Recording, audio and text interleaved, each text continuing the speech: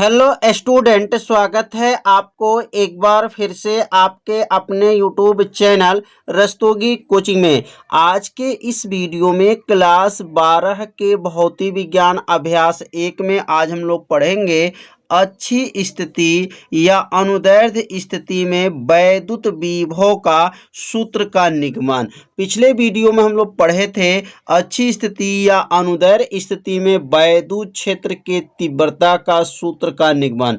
तो यदि उस भाग का वीडियो आप सभी विद्यार्थी नहीं देखे होंगे तो प्लेलिस्ट में वीडियो है, वहां से जा करके जो है उस वीडियो को देख सकते हैं। तो इस भाग में जो है वैद्युत विभव के बारे में हम लोग अध्ययन करेंगे। तो सबसे पहले जो है अच्छी स्थिति का मतलब क्या होता है, तो यहाँ पर एक चालक लेंगे। अब यहाँ से लेकर के यह चालक है और इस चालक की टोटल लंबाई कितनी होती है, तो ये चालक जो है इसकी टोटल लंबाई 2l होती है और यहाँ पर एक आवेश रहेगा और एक आवेश यहाँ पे रहेगा। तो यहाँ पे जो आवेश रहेगा यहाँ -q आवेश रहेगा और यहाँ पर +q आवेश रहेगा और दोनों आवेशों के बीच की दूरी क्या रहे, 2l है। अब यहाँ से इसके मध्य बिंदु से जो है r दूरी पर, कितने दूरी पर, r दूरी पर एक बिंदु जो है, r दूरी पर एक बिंदु क्या है, c है। अब यहाँ पर c बिंदु पर, अब इसी बिंदु c बिंदु पे जो है वैद्युत विभव का मान की गणना करना है कि यहाँ वैद्युत विभव कितना होता है। अब यहाँ से यहाँ तक टोटल दूरी जो 2l था, तो यहाँ तक की दूरी तो l होगा और यहाँ तक की दूरी l होगा और l मिलेगा तो क्या बनेगा, 2l हो जाएगा, क्योंकि l और l को जोड़ेंगे तो कितना होगा, 2l होता है। अब यहाँ पर इसका नाम भी रख सकते हैं, इसका नाम यहाँ रख सकते हैं b और यहाँ नाम रख सकते हैं c। तो एक बार b, एक बार यहाँ पर a रख दीजिए, क्या रख सकते हैं, यहाँ पर a रख सकते हैं।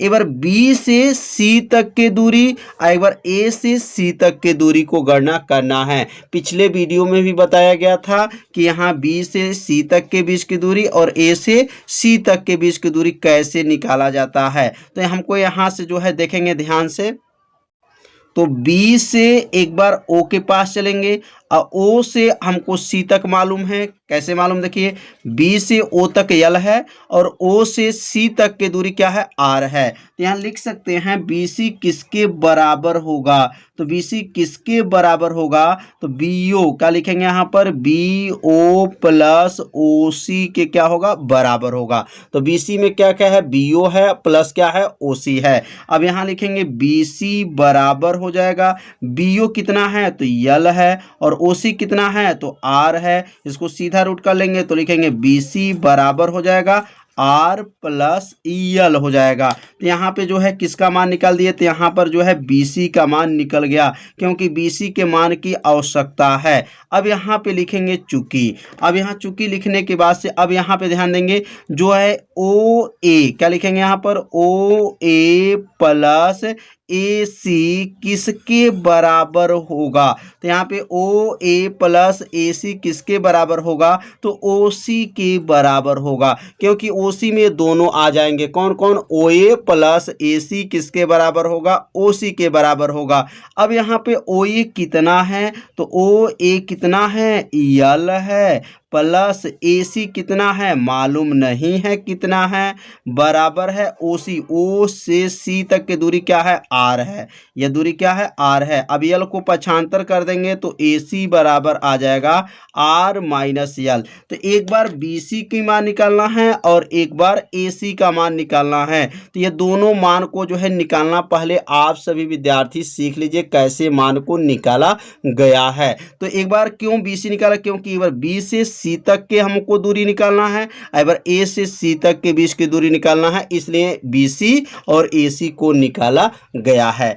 अब यहाँ पे जो है एक बार प्लस Q आवेश से जो है वह C बिंदु पे वैद्युत विभव निकालेंगे, एक बार माइनस Q आवेश से निकालेंगे। तो अब यहाँ लिखेंगे कि प्लस Q आवेश, क्या लिखेंगे, प्लस Q आवेश, प्लस Q आवेश के कारण बिंदु C पर वैद्युत विभव। तो वैद्युत विभव का जो है सूत्र आप सभी विद्यार्थी जानते होंगे कि वैद्युत विभव क्या होता है। तो वैद्युत विभव सूत्र होता है V बराबर होता है एक बटा फोर पाई अपसाइलम जीरो, और यहाँ होता है क्यू बटा आर होता है। यह सूत्र जो है आप लोग पढ़ चुके होंगे। भी बराबर होता है एक बटा फोर पाई अपसाइलम जीरो, क्यू बटा क्या है, आर होता है। तो अब यह जो है भी जो देख रहे हैं इसको कहेंगे V1, क्या कहेंगे, V1 बराबर हो जाएगा, और यहाँ लिखेंगे एक बटा फोर पाई अपसाइलम जीरो हो जाएगा, और ये प्लस क्यू ऑब्वियसली है तो यहाँ पर प्लस क्यू हो जाएगा बटा आर। आर मतलब यहाँ पर जो है प्लस क्यू आवेश से ये दूरी क्या है, तो प्लस क्यू आवेश से इसके बीच की दूरी का नाम क्या हो जाएगा, AC हो जाएगा। क्या हो जाएगा, AC हो गया। अब AC का मान कितना निकला है वो भर देंगे, तो यहाँ लिखेंगे V1 बराबर एक बटा फोर पाई अपसाइलम जीरो, और यहाँ Q उतर जाएगा बटा हो जाएगा, और AC के जगह पे क्या लिखेंगे, R माइनस यल। AC का मान क्या निकला है, R माइनस यल। तो यह बन जाएगा समीकरण नंबर 1 हो गया। तो वैद्युत विभव जो है पहला जो है निकल चुका प्लस क्यू आवेश के कारण। अब निकालेंगे यहाँ पर माइनस क्यू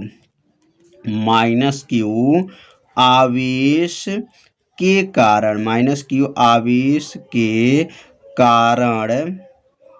कारण बिंदु C पर वैद्युत विभव, बिंदु C पर वैद्युत विभव। अब यहाँ वैद्युत विभव कैसे निकाला जाएगा, तो इसको कहेंगे V1 था तो यह हो जाएगा V2 बराबर हो जाएगा, और यहाँ पे जो है इसका सूत्र लिख लेंगे एक बटा फोर पाई, क्या लिखेंगे, एक बटा फोर पाई अपसाइलम जीरो, और यहाँ लिखेंगे माइनस क्यू बटा, और यहाँ पे देखेंगे माइनस क्यू से अगर देखा जाए तो इसके बीच की दूरी क्या होगा, तो माइनस क्यू से इसके बीच की दूरी जो है BC होगा। क्या होगा, BC हो जाएगा। तो यहाँ लिखेंगे BC हो गया। अब यहाँ लिखेंगे V2 बराबर हो जाएगा एक बटा four pi अपसाइलम zero minus Q बटा, अब BC के जगह पर क्या रखेंगे, तो R प्लस यल लिखेंगे। क्या लिखेंगे, R प्लस यल हो जाएगा, क्योंकि BC का मान R प्लस यल निकला है और AC का मान R माइनस यल निकला है। यह बन जाएगा समीकरण नंबर 2 हो गया। कितना आसान है। समीकरण 1 और समीकरण 2 जो है बस थोड़ा सा आपका ध्यान देना है, प्लस क्यू आवेश देना है, और यहाँ पर माइनस क्यू आवेश पर ध्यान देना है। देख लीजिए यहाँ पर प्लस क्यू आवेश है और यहाँ पर माइनस की आवेश है। अब ये दोनों जो यहाँ पर विभव निकला है, अब ये दोनों विभव को जो है परिणामी विभव में निकाल लेंगे। तब यहाँ लिखेंगे परिणामी विभव। अपरिणामी विभव का मतलब ये होता है दोनों का जोड़ हो जाता है। तो परिणामी विभव को किससे दिखाएंगे, V से, और V बराबर क्या हो जाएगा, V1 प्लस V2 हो जाएगा। अब इसमें मान को क्या करेंगे, रख लेंगे। V1 के जगह पे V1 का मान और V2 के जगह पे V2 का मान। तो V बराबर V1 का मान क्या है, एक बटा फोर पाई अपसाइलम जीरो, यहाँ जो Q बटा, और क्या था यहाँ पर R माइनस यल था, प्लस हो गया एक बटा फोर पाई अपसाइलम जीरो क्यू बटा क्या था, R प्लस यल था। तो समझ में आ रहा हो कैसे इसको हल किया गया। तो यहाँ पर किसका मान रखा गया, V1 का, और यहाँ किसका मान, V2 का, और यहाँ V2 के मान में क्या है, माइनस है। अब यहाँ लिखेंगे V बराबर हो जाएगा एक बट्टा, तो एक बट्टा जो है क्या है, फोर पाई अपसाइलम जीरो क्यू बटा R माइनस यल। अब यहाँ पे थोड़ा ध्यान देंगे, प्लस और माइनस मिलेगा तो क्या होगा, माइनस हो जाएगा, एक बटा फोर पाई अपसाइलम जीरो क्यू बटा R प्लस यल हो गया। तो यह जो मान निकला एक बटा four pi epsilon zero Q बटा R माइनस यल, यहाँ पे नोट कर लेंगे, और ये प्लस और माइनस मिलेगा तो क्या बनेगा, माइनस होता है। अब यहाँ से देखेंगे एक बटा फोर पाई एप्सिलॉन, एक बटा फोर पाई एप्सिलॉन क्यू, तो इसमें से कॉमन क्या दिखाई दे रहा है, दोनों में कॉमन क्या दिखाई दे रहा है, तो यहाँ लिखेंगे V बराबर हो जाएगा एक बटा four pi epsilon zero Q को क्या करेंगे, कॉमन कर लेंगे। कॉमन लेंगे तो क्या बचेगा यहाँ पर, एक बटा R माइनस यल, और यहाँ होगा एक बटा R प्लस यल हो जाएगा। तो समझ में आ गया होगा ये लाइन कैसे हुआ है। तो एक बट्टा four pi epsilon Q common ले लिए, एक बट्टा R माइनस यल माइनस एक बट्टा R प्लस यल। अब इन दोनों में क्या करेंगे, गुणा कर लेंगे। गुणा करेंगे तो क्या आएगा, V बराबर 1/4 पाई एप्सिलॉन 0 क्यू कोष्टक में, इसका गुणा इसमें और इसका गुणा इसमें होगा, आर प्लस यल का गुणा होगा तो आर प्लस यल हो गया, माइनस इसमें गुणा करेंगे तो आर प्लस यल हो जाएगा, क्योंकि माइनस अंदर जाएगा तो चिन्ह क्या हो जाएगा, बदल जाएगा। आर माइनस यल और दूसरे कोष्टक में क्या बनेगा, आर प्लस यल हो जाएगा, कोष्टक बंद हो गया। तो यह लाइन भी आप लोग को अच्छे से समझ में आ गया। इसका गुणा इसमें किया गया है और इसका गुणा जो है माइनस एक में किया गया है, तो माइनस यल था इसलिए क्या हो गया, प्लस यल हो गया है। अब यहाँ कट, तो आर से आर को क्या करेंगे, काट देंगे, क्योंकि यह आर प्लस में है और आर जो है यह माइनस में है। अब एक यल और एक यल मिलकर के क्या बनेगा, 2l बन जाएगा। और यहाँ देखेंगे सूत्र बन गया, एक कोष्टक में a माइनस बी, दूसरे कोष्टक में a प्लस बी। तो ये आप लोग फार्मूला जानते होंगे कि एक कोष्टक में a माइनस बी, दूसरे कोष्टक में a प्लस बी क्या होता है, a का वर्ग माइनस b का वर्ग होता है। तो अब अगला लाइन बनेगा, भी बराबर लिख लेंगे। अब भी बराबर हो जाएगा 1/4 पाई एप्सिलॉन 0 हो जाएगा। और यहाँ क्या था, क्यू था, तो यहाँ क्यू लिख लेंगे। और यहाँ पे क्या था, एक यल और एक मिल करके कितना बना है, 2l हो जाएगा, बटा हो जाएगा। और नीचे सूत्र क्या बना था, a का वर्ग माइनस b का वर्ग हो जाएगा। तो यहाँ पर q था, यहाँ पे 2l कैसे हुआ, r से r कट गया था, तो एक l और एक l मिलकर क्या हो गया, 2l हो गया। और नीचे जो है सूत्र बन गया। अब यहाँ पे एक सूत्र पढ़े होंगे, p बराबर वैद्युत द्विध्रुव आघूर्ण इसको कहा जाता है। p बराबर होता है q गुणे क्या होता है, 2el होता है। इसको p से प्रदर्शित करते हैं, वैद्युत द्विध्रुव आघूर्ण इसको कहा जाता है। अब q गुणे 2l को हटा देंगे और यहाँ लिखेंगे v बराबर हो जाएगा 1 हो जाएगा 4 पाई हो जाएगा, एप्सिलॉन 0 हो जाएगा। और q गुणे 2l की जगह पे क्या लिखेंगे, p बटा आर का वर्ग माइनस क्या हो जाएगा, यल का वर्ग हो जाएगा। तो अब यहाँ पे अगर देखा जाए चित्र के अंतर्गत, तो आर की तुलना में जो है यल का मान बहुत ही क्या है, कम है। तो यहाँ लिख सकते हैं कि चित्र से अगर चित्र में देखते हैं कि क्या आर का मान बड़ा है कि यल का मान बड़ा है, तो यहाँ देख सकते हैं यहाँ पर यल का मान क्या है, छोटा है और आर का मान क्या है, बड़ा है। तो यहाँ लिख सकते हैं आर की तुलना में यल का मान बहुत ही कम है, इसलिए यल स्क्वायर को क्या करते हैं, छोड़ देते हैं।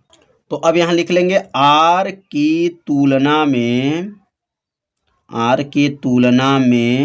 किसका मान, यल का मान बहुत कम है।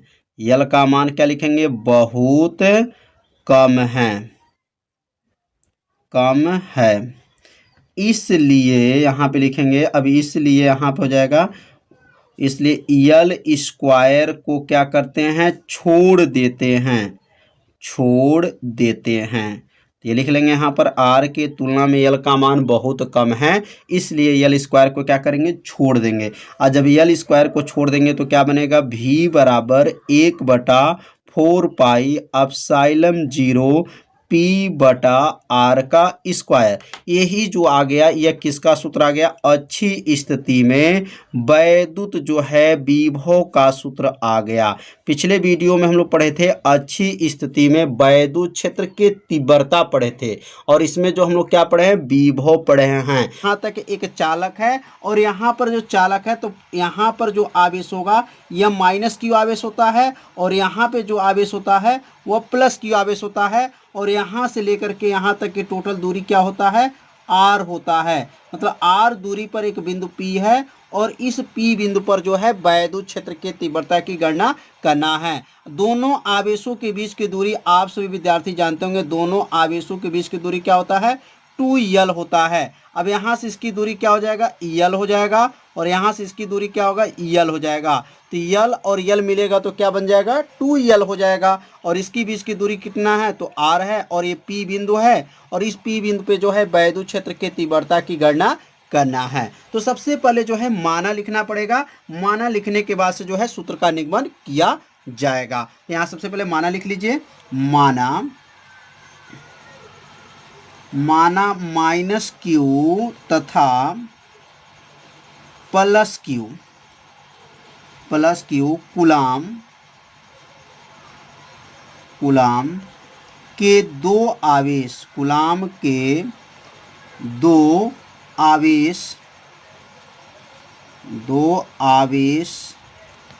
अल्प दूरी पर हैं। अल्प मतलब छोटे दूरी पर, अल्प दूरी अल्प दूरी 2l पर रखे हैं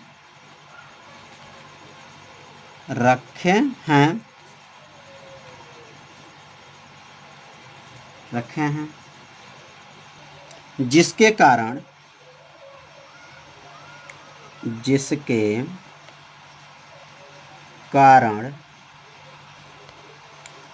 वैद्युत द्विध्रुव आघूर्ण बनाते हैं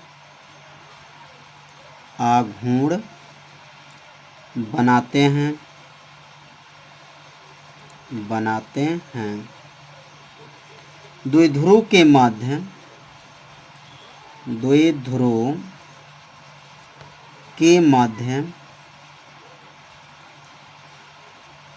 मध्य बिंदु से r दूरी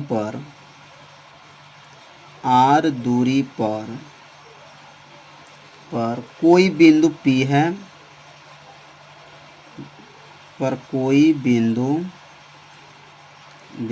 P है जहां हमें वैद्युत क्षेत्र की तीव्रता की गणना करना है। वैद्युत क्षेत्र की तीव्रता ज्ञात करना है।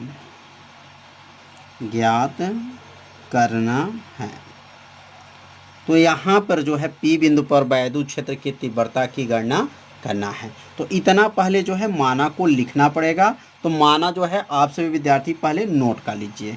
अब यहाँ पर जो है एक मध्य बिंदु है, तो इसलिए यहाँ नाम रखेंगे O हो जाएगा, और यहाँ पे नाम रख सकते हैं A, और यहाँ नाम रख सकते हैं B। यहाँ दो समकोण त्रिभुज बना है, या आप चाहे तो यह समकोण भी त्रिभुज ले सकते हैं। इसका नाम क्या होगा, O हो जाएगा, A और P, यह एक समकोण त्रिभुज है। और दूसरा जो समकोण त्रिभुज बनेगा उसका नाम होगा O, और क्या है यहाँ पर B, और यहाँ क्या है P है। तो यहाँ दो समकोण त्रिभुज बन रहा है, तो इसमें से दोनों में से कोई एक समकोण त्रिभुज का प्रयोग किया जाएगा। तो यहाँ पे लिख लेंगे, अब त्रिभुज का नाम लिखेंगे। त्रिभुज हो जाएगा, त्रिभुज हो गया यहाँ पर O A, और क्या हो जाएगा यहाँ पर P। अब यहाँ पे क्या लिखेंगे, त्रिभुज OAP में कौन सा त्रिभुज लिए हैं, यहाँ त्रिभुज देख लीजिए क्या नाम है, इसका नाम है OAP। यह त्रिभुज लिया गया है। तो त्रिभुज में जो है इसका नाम क्या हो जाएगा, लंब है, क्योंकि यहाँ 90 अंश का कोण बना है, लंब हो गया। और यह क्या है, आधार हो गया। और यह क्या है, कर्ण है। तो कर्ण जो है दोनों त्रिभुज में मालूम नहीं है, तो सबसे पहले जो है कर्ण की गणना करेंगे। अगर जितना कर्ण यहाँ पे रहेगा वही कर्ण जो है यहाँ पर भी रहेगा। तो कर्ण का सूत्र होता है, आप सभी विद्यार्थी जानते होंगे, कर्ण बराबर होता है अंडर रूट लंब का वर्ग होता है, लंब का वर्ग प्लस होता है, और यहाँ क्या लिखेंगे, आधार का क्या होता है, वर्ग होता है। ये किसका सूत्र है, कर्ण का सूत्र है। अब इसमें मान को क्या करेंगे, रख लेंगे। अब लंब कितना है, तो अब चित्र में देख लेंगे लंब कितना है, r है, इसलिए यहाँ लिखेंगे r का वर्ग हो जाएगा। आधार कितना है, तो यल है, तो क्या बनेगा, यल का वर्ग हो जाएगा। तो यहाँ पे कर्ण का मान निकल गया, कर्ण बराबर कितना निकल गया, अंडर रूट r का वर्ग प्लस यल का वर्ग आ गया। अब चाहे तो यहाँ पे रख सकते हैं अंडर रूट क्या हो जाएगा, r का वर्ग प्लस यल का वर्ग हो जाएगा। और यहाँ पर भी लिख सकते हैं अंडर रूट r का वर्ग प्लस यल का वर्ग हो जाएगा। तो समझ में आ गया होगा कि यहाँ पे कर्ण का मान और यहाँ पे कर्ण का मान निकाला गया है। तो एक बार जो है प्लस की आवेश से P बिंदु पर जो है वैद्युत क्षेत्र की तीव्रता निकालेंगे, एक बार जो है माइनस की आवेश से जो है P बिंदु पर वैद्युत क्षेत्र की तीव्रता की गणना करेंगे। तो अब यहाँ पे जो है लिखेंगे प्लस क्यू आवेश, यहाँ पे लिखेंगे प्लस क्यू आवेश पर वैद्युत क्षेत्र की तीव्रता, वैद्युत क्षेत्र की तीव्रता। अब वैद्युत क्षेत्र की तीव्रता कितना होगा, तो तीव्रता का सूत्र जो है आप सभी विद्यार्थी पढ़े होंगे और इसका जो है सूत्र बताया भी गया है। सूत्र होता है E बराबर होता है 1/4 पाई अपसाइलम 0 होता है और यहाँ क्यू बटा क्या होता है, आर का स्क्वायर होता है। लेकिन यहाँ पर वैद्युत क्षेत्र की जब तीव्रता गणना करेंगे तो यहाँ पर इसको लिखेंगे E1, क्योंकि यहाँ प्लस क्यू आवेश से निकाले इसलिए E1 हो जाएगा 1/4 पाई अपसाइलम 0 हो जाएगा और यहाँ क्यू बटा और आर। अब आर यहाँ से देखेंगे, अगर प्लस क्यू आवेश से जो है पी बिंदु पे वैद्युत क्षेत्र की तीव्रता निकालते हैं, ये दूरी का नाम क्या होगा, पी बी हो जाएगा। क्या लिखेंगे यहाँ पर, पी बी का क्या हो जाएगा, यहाँ पर वर्ग हो जाएगा। तो पी बी का वर्ग क्यों किए हैं, क्योंकि चित्र में जो है देख लीजिए प्लस क्यू से चलेंगे तो ये क्या बनेगा, पी बी हो जाएगा, पी बी का क्या बनेगा, वर्ग हो जाएगा। अब आगे बढ़ेंगे तो यहाँ क्या लिखेंगे, यहाँ पे लिख लेंगे E1 बराबर हो जाएगा 1/4 पाई अपसाइलम 0 हो जाएगा और यहाँ लिखेंगे क्यू बटा और पी बी का मान जो है निकल चुका है, क्योंकि पी बी जो है कण है और कण का मान कितना निकला है, √r का वर्ग प्लस यल का वर्ग है और यहाँ क्या कर लेंगे, वर्ग हो जाएगा। यह मान किसका है, तो पी बी का मान है, जो चित्र में एक बार और देख लीजिए। यहाँ से पी बी का मान क्या है, √r का वर्ग प्लस यल का वर्ग है। ये पी बी के स्थान पे रख लेंगे और यहाँ पे वर्ग कर लेंगे, तब वर्ग से जो है कर्णी क्या हो जाएगा, हट जाएगा। अब हटने के बाद से अगला लाइन क्या बनेगा, E1 बराबर हो जाएगा 1/4 पाई अपसाइलम 0 हो जाएगा और यहाँ लिख लेंगे, यहाँ पर क्यू बटा हो जाएगा, क्यू बटा आर का वर्ग प्लस यल का वर्ग हो जाएगा। अब यहाँ कर्णी कहाँ चला गया, तो दो हाथ से जो है कर्णी को क्या किए हैं, हटा दिया गया है। अब यहाँ पर समीकरण में इसको क्या मान लेंगे, 1 मान लेंगे। तो यहाँ पर जो है किस आवेश के कारण निकला है, तो प्लस क्यू आवेश पर वैद्युत क्षेत्र की तीव्रता निकल चुका। अब हम लिखेंगे माइनस क्यू आवेश पर, क्या लिखेंगे, माइनस क्यू आवेश पर, माइनस क्यू आवेश पर वैद्युत क्षेत्र की तीव्रता। तो अब यहाँ माइनस क्यू आवेश पर वैद्युत क्षेत्र की तीव्रता क्या हो जाएगा, लिखेंगे माइनस क्यू आवेश पर वैद्युत क्षेत्र की तीव्रता, वैद्युत क्षेत्र की तीव्रता, क्षेत्र की तीव्रता। तो माइनस क्यू आवेश पे अगर वैद्युत क्षेत्र की तीव्रता की गणना करेंगे तो यहाँ पे क्या लिखेंगे, अब यह E1 था तो यह हो जाएगा E2 हो जाएगा, बराबर हो जाएगा। तो अब यहाँ देखेंगे दिशा इसका क्या है, तो इसका दिशा जो देखिए नीचे की तरफ है, इसकी दिशा हमेशा याद रखेंगे नीचे की तरफ है और इसकी दिशा जो है ऊपर की तरफ था। तो यहाँ ऊपर था तो प्लस में था, ये नीचे की तरफ है। जब दिशा विपरीत होता है तो आगे क्या लगाते हैं, माइनस लगा लेते हैं, इसलिए यहाँ पे क्या लिखेंगे, माइनस हो जाएगा और 1 बटा जो है क्या हो जाएगा, 4 पाई अपसाइलम 0 हो जाएगा और यहाँ लिखेंगे माइनस क्यू बटा और वहाँ पर लिखा गया था पहले पी बी लिखा गया था, तो अब यहाँ क्या लिखेंगे, पी ए का क्या हो जाएगा, वर्ग हो जाएगा। तो उम्मीद करते हैं आप लोग को अच्छे से समझ में आ रहा होगा। यह माइनस क्यों लगा है, क्योंकि इसकी दिशा नीचे की तरफ है इसलिए माइनस हो गया। और यह माइनस क्यू क्यों लगा है, क्योंकि माइनस क्यू आवेश पर है। और ये पी ए क्यों लिखे हैं, क्योंकि यहाँ पे देख सकते हैं माइनस क्यू से जो है यहाँ पी तक के बीच की दूरी को क्या लिखेंगे, पी ए। और यहाँ से पी ए के बीच की दूरी क्या है, अंडर रूट में क्या है, अंडर रूट में आर का वर्ग प्लस क्या है, यल का वर्ग है। तो अब यहाँ पे जो है अब मान रख लेंगे, पी ए का मान रख लेंगे और यह माइनस मिलेगा तो क्या बन जाएगा, प्लस हो जाएगा। और यहाँ लिखेंगे E2 बराबर हो जाएगा 1 बटा जो है 4 पाई अपसाइलम 0 हो जाएगा, क्यू बटा अब यहाँ मान रख लेंगे अंडर रूट आर का वर्ग प्लस यल का वर्ग का क्या हो जाएगा, वर्ग हो जाएगा। तो वर्ग से कणी को क्या करेंगे, हटा देंगे। तो E2 बराबर हो गया 1 बटा 4 पाई अपसाइलम 0 क्यू बटा अंडर रूट में जो था कर्णी हट जाएगा, आर का वर्ग प्लस यल का वर्ग हो जाएगा और समीकरण नंबर क्या बन जाएगा, समीकरण नंबर 2 बन जाएगा। तो समीकरण 1 और समीकरण 2 कैसे बना है आप लोग को अच्छे से समझ में आ गया होगा। तो जो E1 का मान निकला है वही मान जो है E2 का आ गया। तो इसमें जो है E1 का मान और E2 का मान आपस में क्या आ गया, बराबर आ गया है। अब यहाँ पर जो है अब इसका परिणामी जो है तीव्रता की गणना करेंगे। तो अब यहाँ लिखेंगे परिणामी वैद्युत क्षेत्र की तीव्रता। तो परिणामी वैद्युत क्षेत्र की तीव्रता कैसे निकलेगा, तो लिख लेंगे यहाँ पर परिणामी वैद्युत क्षेत्र की तीव्रता, क्षेत्र की तीव्रता। अब यहाँ पे कोण जो बना था थीटा कोण बना था, तो इसलिए यहाँ पे लिखेंगे सूत्र हो जाएगा E बराबर होगा, यहाँ लिख लेंगे E1 कास थीटा प्लस हो जाएगा और यहाँ लिखेंगे E2 कास थीटा। याद रखेंगे इसमें जो है E1 cos theta plus E2 cos theta होता है। अच्छी स्थिति में क्या था, E बराबर E1 प्लस E2 था, इसमें कोण बना है इसलिए यहाँ पर काश थीटा का प्रयोग करेंगे। अब यहाँ पे लिखेंगे E बराबर हो जाएगा, इन दोनों में ध्यान से देखिए कॉमन दिखाई दे रहा होगा, तो काश थीटा जो है बाहर कर लेंगे, कॉमन ले लेंगे, तो यहाँ क्या बचेगा, यहाँ बचेगा E1 प्लस यहाँ क्या हो जाएगा E2, कोष्टक बंद हो जाएगा और यहाँ क्या लिखेंगे काश थीटा हो जाएगा। अब यहाँ मान रखेंगे तो E बराबर हो जाएगा, E1 का मान क्या है 1/4 पाई एप्सिलॉन 0 हो जाएगा और यहाँ क्या था Q बटा क्या था R का स्क्वायर प्लस L का स्क्वायर है, प्लस हो जाएगा 1/4 पाई एप्सिलॉन 0 हो जाएगा, यहाँ लिखेंगे Q बटा R का वर्ग प्लस L का वर्ग हो जाएगा। यहाँ पे जो मान निकला है यह मान E1 का है और यह मान जो है E2 का है और यहाँ पे क्या लिखेंगे काश थीटा लिख लेंगे। अब यहाँ पे जो काश थीटा निकला है तो अब यहाँ काश थीटा का मान भी निकालना पड़ेगा कि काश थीटा का मान क्या होता है। तो चित्र से अगर देखा जाए तो यहाँ पे लिख लीजिएगा काश थीटा का सूत्र होता है आधार बटा कर्ण होता है। तो उस त्रिभुज में देखेंगे काश थीटा बराबर हो जाएगा आधार कितना है और कर्ण कितना है, एक बार चित्र में देख लेते हैं। अब यहाँ पे देख लीजिए आधार क्या है तो यल है और कर्ण क्या है √r का वर्ग प्लस यल का वर्ग है।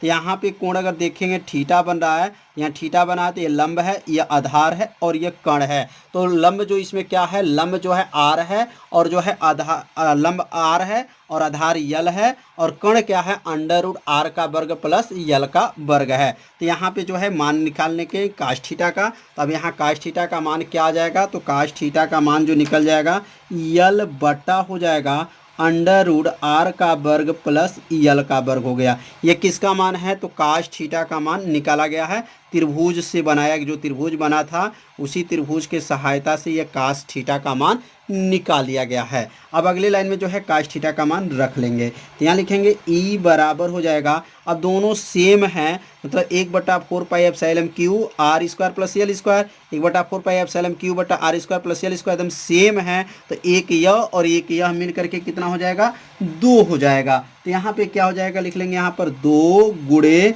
1/4 पाई एप्सिलॉन 0 Q बटा R का वर्ग प्लस L का वर्ग हो जाएगा। और यहाँ पे जो है कास्ट का मान क्या है L बटा और क्या है अंडर रूट में क्या है R का वर्ग प्लस L का वर्ग हो जाएगा। तो यह 2 कैसे हुआ, मतलब एक यह और एक यह मिलेगा तो कितना बन जाएगा 2 बन जाएगा। अब अगला लाइन बनेगा E बराबर हो जाएगा, अब 2 जो है यहाँ पे L के पास चला जाएगा तो क्या बनेगा 1 बटा हो जाएगा 4 पाई एप्सिलॉन 0 और यहाँ लिखेंगे Q गुणे और यहाँ पे 2 को यहाँ एक पास कर लेंगे तो 2L हो जाएगा बटा हो गया। अब यहाँ पे क्या है R का स्क्वायर प्लस L का स्क्वायर है और या अगर इसका कर्णी हटा दें तो क्या बनेगा R का स्क्वायर प्लस L का स्क्वायर का पावर क्या होगा 1/2 हो जाएगा, क्योंकि कर्णी का मान क्या होता है 1/2 होता है। अब ये 2 कहाँ से आया, यह 2 जो है यल के पास चला गया। क्यों ऐसा किया गया, क्योंकि यह सूत्र बन गया। आप सभी विद्यार्थी जानते होंगे सूत्र होता है P बराबर होता है Q गुणे क्या होता है 2L होता है। वैद्युत द्विध्रुव आघूर्ण का सूत्र आप लोग पढ़े होंगे, P बराबर Q गुणे क्या होता है 2L होता है। अब ये Q गुणे 2L को हटा देंगे और उसके स्थान पे क्या लिखेंगे P लिख देंगे। तो यहाँ पे क्या बन जाएगा E बराबर हो जाएगा 1 बटा हो गया 4 पाई हो जाएगा एप्सिलॉन 0 हो गया P बटा हो गया। अब 1/2 घात और यहाँ पावर 1 है। अब 1/2 में 1 जोड़ेंगे तो 2 1 का नाम 2, 2 1 जोड़ेंगे 3 हो जाएगा। तो क्या बनेगा यहाँ पर R का वर्ग प्लस L का वर्ग और यहाँ पावर क्या हो जाएगा 3/2 हो जाएगा, क्योंकि 1 घात यह है और 1/2 यह है, दोनों मिलेगा तो कितना बन जाएगा 3/2 घात हो जाएगा। तो ये घात समझ में आ गया होगा। 3/2 कैसे है, पावर 1 है और 1/2 घात दोनों को जोड़ेंगे तो 2 1 का नाम 2 और 2 1 जोड़ेंगे तो 3, 3/2 हो जाएगा। तो अब यहाँ पे लिख लेंगे, चूंकि R के तुलना में अगर देखा जाए, R की तुलना में L का मान क्या है, R के तुलना में L का मान जो है L का मान बहुत कम है। L का मान क्या है, बहुत कम है, बहुत कम है। इसलिए जो है लिखेंगे यहाँ पर अब, इसलिए L स्क्वायर को क्या करते हैं छोड़ देते हैं, L स्क्वायर को छोड़ देते हैं। यह अच्छी स्थिति में भी बताया गया था और यह अच्छी स्थिति में भी यह बताया जा रहा है। अगर चित्र से देखते हैं किसका मान अधिक है, आर का मान अधिक है कि यल का मान अधिक है, तो यहाँ चित्र में देख लीजिए, यहाँ से यहाँ तक जो मान है यह यल का है और यहाँ से इतना बड़ा जो मान है आर का है। तो इसका मतलब आर की तुलना में अगर देखा जाए तो यल का मान बहुत ही कम है, इसलिए यल स्क्वायर को क्या करते हैं, छोड़ देते हैं। तो अब यहाँ पर जो है यल स्क्वायर को जब छोड़ देंगे तो क्या बनेगा, ई बराबर हो जाएगा 1/4 पाई एप्सिलॉन 0 हो जाएगा, पी बटा आर का स्क्वायर हो जाएगा और इसके पावर क्या है 3/2 है। तो यहाँ पे जो मान निकला है यल स्क्वायर को क्या किए हैं, छोड़ दिए हैं। अब 2 घात से 2 घात को क्या करेंगे, काट देंगे। काटने के बाद से ई बराबर क्या बचेगा, 1/4 पाई एप्सिलॉन 0 हो जाएगा और यहाँ बचेगा पी बटा हो जाएगा और यहाँ क्या हो जाएगा, आर का क्यूब हो जाएगा। अब यहाँ 2 घात से 2 घात जो है कट जाएगा और बचेगा यहाँ पे पावर 3 घात, तो 3 घात यहाँ पर आ जाएगा। तो यह मान जो निकला है किसका निकल गया, वैद्युत क्षेत्र के तीव्रता का मान निकल गया। किस स्थिति में ये वैद्युत क्षेत्र की तीव्रता का मान निकल गया, तो निरअक्षी स्थिति में वैद्युत क्षेत्र का तीव्रता का मान निकल गया। नीचे लिखेंगे यही निरअक्षी स्थिति में, यही निरअक्षीय स्थिति में, निरअक्षी स्थिति में वैद्युत क्षेत्र की, वैद्युत क्षेत्र की, वैद्युत क्षेत्र की तीव्रता का सूत्र है, तीव्रता का क्या है, सूत्र है। किस स्थिति में, निरअक्षी स्थिति में वैद्युत क्षेत्र की तीव्रता का सूत्र है। तो उम्मीद करते हैं आप लोग को अच्छे से समझ में आ गया होगा। यदि आपको समझ में नहीं आया होगा तो वीडियो को एक बार और देखिएगा, जिससे आपको अच्छे से समझ में आ जाएगा। तो आज के वीडियो में जो है इतना ही बताया जाएगा। अब अगले भाग में हम लोग पढ़ेंगे निरअक्षी स्थिति में जो है वैद्युत विभव का सूत्र का निगमन किया जाएगा। तो आज का वीडियो इतना ही, मिलते हैं अब अगले भाग में। तब तक के लिए सभी विद्यार्थियों को नमस्कार।